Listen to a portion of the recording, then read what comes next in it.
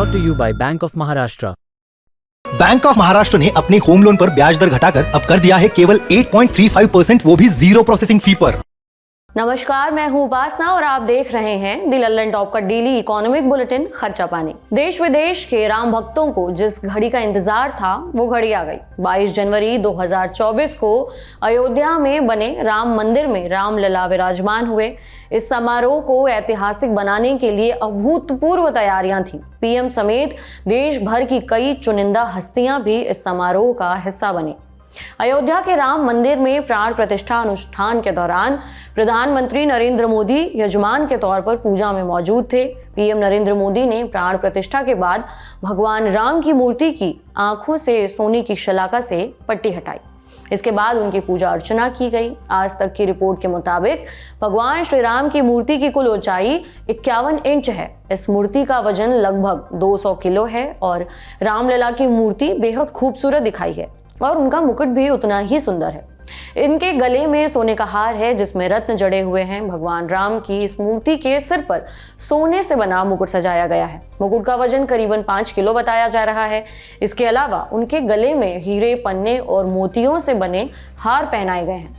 रामलला के हार और मुकुट में आभूषणों में जड़े हरे रंग के जो रत्न दिखाई दे रहे हैं वो बेशकीमती पन्ना है। इसी तरह से लाल रंग के जो रत्न दिख रहे हैं वो रूबी हैं और बाकी जो सफेद रंग के रत्न हैं वो हीरे के बने हैं।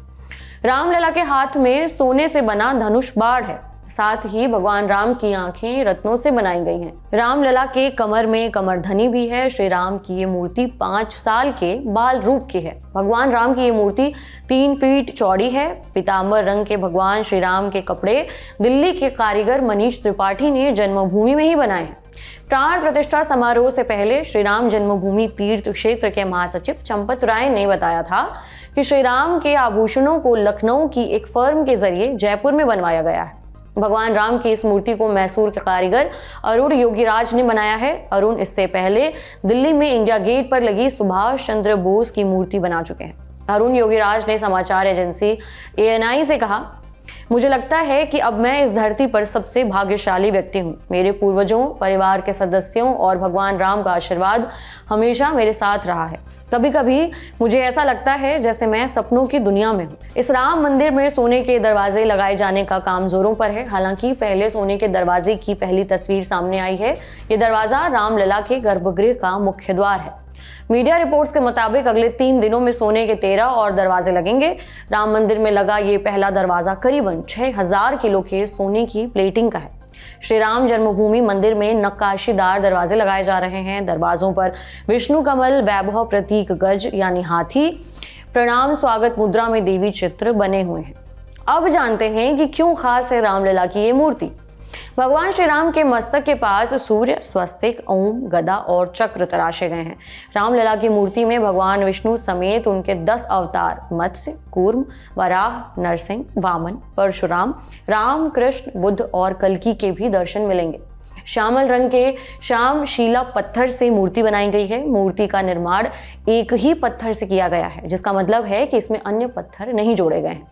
मूर्ति को जल से नुकसान नहीं पहुंच पाएगा। रोली और चंदन लगाने से भी रामलला की मूर्ति की चमक पर कोई असर नहीं दिखेगा। मूर्ति के निचले स्तर पर एक तरफ हनुमान जी और दूसरी तरफ गरुड़ देव के दर्शन भी मिलेंगे। श्यामल रंग से बनी रामलला की प्रतिमा की आयु हजारों साल तक अच्छी हालत में बनी रहती है। रामलला की मूर्ति का रंग काला रखने के पीछे वजह बताई गई है कि महर्षि वाल्मीकि रामायण में भगवान श्री राम के श्यामल रूप का वर्णन करते हैं, इसलिए प्रभु को श्यामल रूप में पूजा जाता है और यही कारण है कि रामलला की मूर्ति का रंग भी काला रखा गया है। ये तो हो गई भगवान राम की मूर्ति को लेकर सामने आई तमाम जानकारियों की, लेकिन अयोध्या में राम मंदिर में प्राण प्रतिष्ठा से उत्तर प्रदेश की अर्थव्यवस्था को 4 चांद लगना तय है। इस बात की तस्दीक SBI की एक रिपोर्ट भी कर रही है। 21 जनवरी को स्टेट बैंक ऑफ इंडिया की एक रिपोर्ट आई।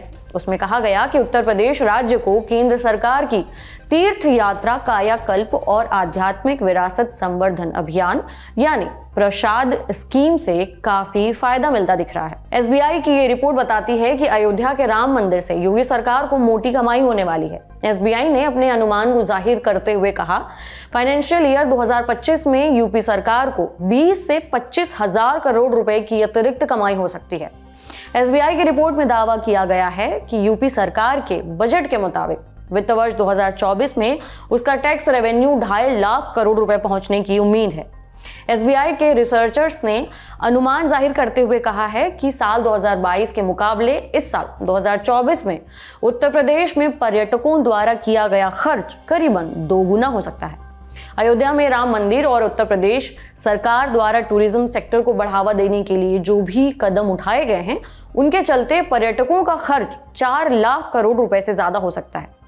हमारे सहयोगी बिजनेस टुडे में छपी इस रिपोर्ट में बताया गया है कि साल 2022 में घरेलू पर्यटकों ने यूपी में घूमने फिरने में 2.2 लाख करोड़ रुपए खर्च किए थे।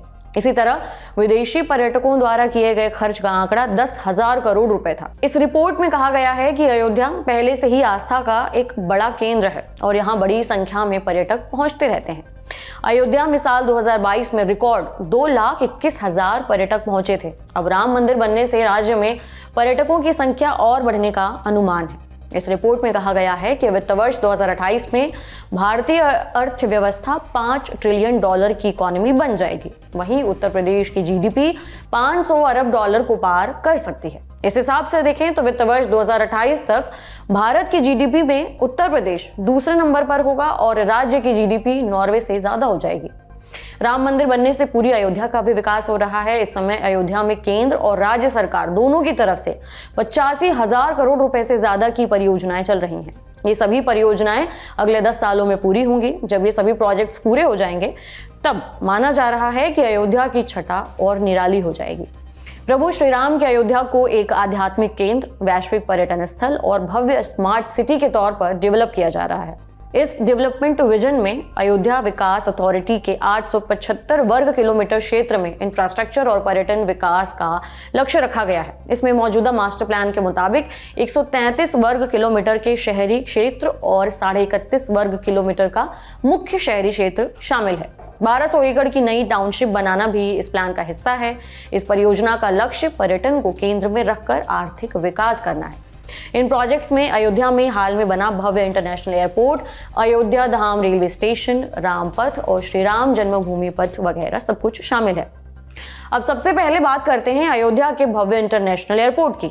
अत्याधुनिक हवाई अड्डे का पहला चरण 1450 करोड़ रुपए से ज्यादा की लागत से डेवलप किया गया है। इसके टर्मिनल भवन का क्षेत्रफल 6500 वर्ग मीटर रखा गया है। इस एयरपोर्ट की सालाना क्षमता 10 लाख यात्रियों की है।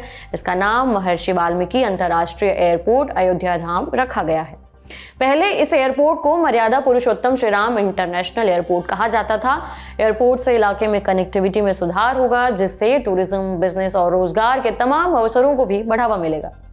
एयरपोर्ट के टर्मिनल को भी बेहद भव्य तरीके से बनाया गया है। एयरपोर्ट का वास्तु और डिजाइन बहुत खास है। ये पूरी तरह से श्री राम के जीवन से प्रेरित है।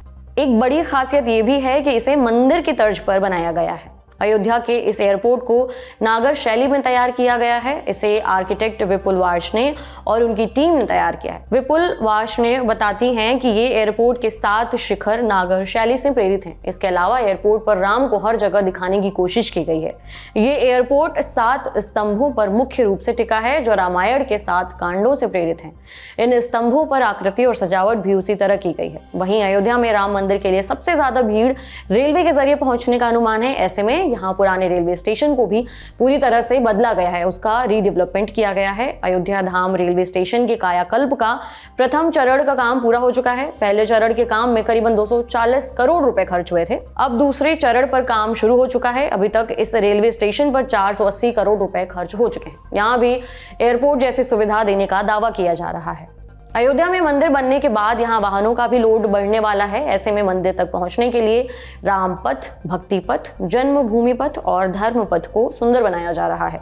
नया घाट से शहादतगंज तक जाने वाली सड़क, जिसे राम पथ कहा जा रहा है, वो 13 किलोमीटर लंबी है। पहले ये सड़क 2 लेन की थी, लेकिन अब इसे 4 लेन का किया गया है। डिवाइडर को सुंदर बनाया जा रहा है। रोड के किनारे दुकानों को एक ही रंग में रंगा जा रहा है। इसके अलावा राम मंदिर के मुख्य प्रवेश मार्ग यानी श्री राम जन्मभूमि पथ को भी बेहद खूबसूरत बनाया जा रहा है। इस 90 फीट चौड़ी सड़क पर लाइटिंग और कैनोपी बनाने का काम हो रहा है। राम मंदिर बनने के बाद अब अयोध्या में ताज जैसी बड़ी कंपनियां 5 स्टार होटल खोलने की तैयारी में।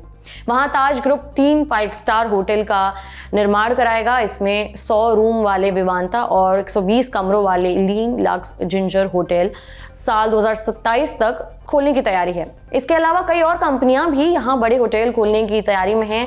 इस तरह माना जा रहा है कि राम मंदिर बनने से न सिर्फ यूपी बल्कि देश की इकोनॉमी में भी काफी तगड़ा बूस्ट मिलने की संभावना है। कन्फेडरेशन ऑफ ऑल इंडिया यानी कैरेट के अनुसार 22 जनवरी को देश भर में 1 लाख करोड़ रुपए के कारोबार का अनुमान लगाया गया है। ग्लोबल ब्रोकरेज हाउस है जेफरीज, उसने राम मंदिर को लेकर एक रिपोर्ट जारी की थी। उसमें कहा है कि ये भारत की पर्यटन क्षमता में आमूल-चूल बदलाव ला सकती है। जेफरीज ने अपनी रिपोर्ट में राम मंदिर से होने वाले आर्थिक प्रभावों के बारे में विस्तार से बात की है। उसने कहा है कि अयोध्या में हुआ ये बदलाव और राम मंदिर हर साल 5 करोड़ से ज्यादा पर्यटकों को अपनी तरफ खींचेगा। अयोध्या के लिए कई एयरलाइंस ने अपनी उड़ानें शुरू की हैं। ब्रोकरेज की रिपोर्ट में आंकड़े जारी करते हुए बताया गया है कि अयोध्या एक प्राचीन शहर है और अब ये एक वैश्विक धार्मिक और आध्यात्मिक पर्यटन केंद्र में बदलने के लिए पूरी तरह से तैयार है। नया राम मंदिर 1800 करोड़ रुपए की लागत से बनकर पूरी तरह से तैयार होगा। अयोध्या में राम मंदिर से hotel, airlines, hospitality, FMCG, travel adviser, cement समेत कई सेक्टर्स को फायदा पहुंचाएगा। जेफरीज के मुताबिक वित्त वर्ष 2019 यानी कोविड से पहले जीडीपी में पर्यटन ने 194 अरब डॉलर का योगदान दिया था और वित्त वर्ष 2033 तक ये योगदान बढ़कर 443 अरब डॉलर होने की उम्मीद है। तो ये था आज का खर्चा पानी। ये बुलेटिन लिखा था हमारे साथी प्रदीप यादव ने। आप अपनी राय यहाँ कमेंट बॉक्स में जरूर दें। अगले एपिसोड तक अपना ध्यान रखें और देखते रहिए द लंदन टॉप। शुक्रिया।